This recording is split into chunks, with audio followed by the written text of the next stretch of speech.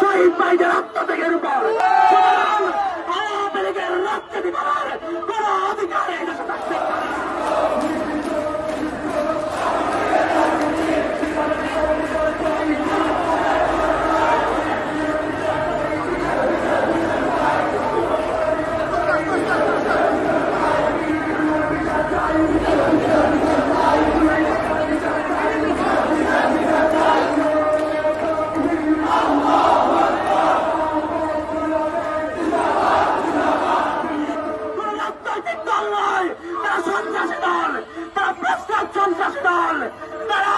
বাংলাদেশে দিল্লির এজেন্ডা বাস্তবায়ন করতে চায়।